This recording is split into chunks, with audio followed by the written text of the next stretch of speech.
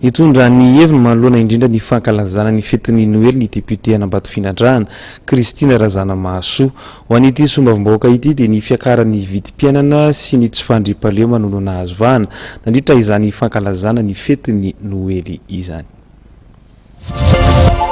Ny fiakaran'ny vidim-piainana sy ny tsy fandriam-palema nanona azy vahana tamin'ity fetin'ny Noely ity araky ny hevitry Razana Mahasoa Christine sombavim-bahoaka mapara voafito tao Ambatofinandrana. Trovandrovana ihany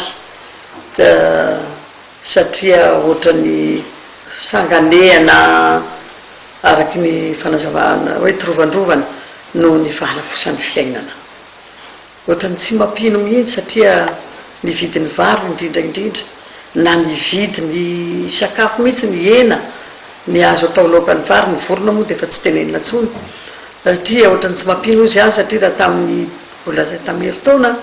mividy vary iray gony amin'ny 50 kilao raha 10 alina mividianana azy na latsaka kely aza 7 alina amin'izao fotoana izao dia efa ray hetsy. Ohatrany tsy mampino aiza moa no asaka ny vahoaka hividy vary amin'izao fotoana izao efa tsy nofinofy tsy nakory zany efa 3 arivo latsaka ny kilao.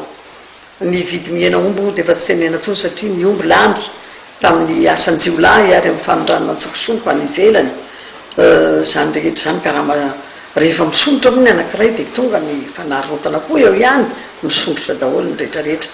fa dia zaho aloha dia miaika atsika malagasy ary midera manokana ny vahoaka malagasy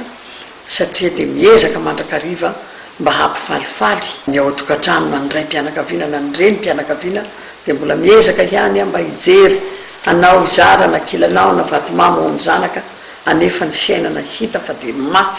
mafy dia tena mafy. Arak'izany dia heverina ity mpanao politika ity fa tsy azo hidivirana ny anatontosana fifidianana filoham-pirenena amin'ny taona 2024.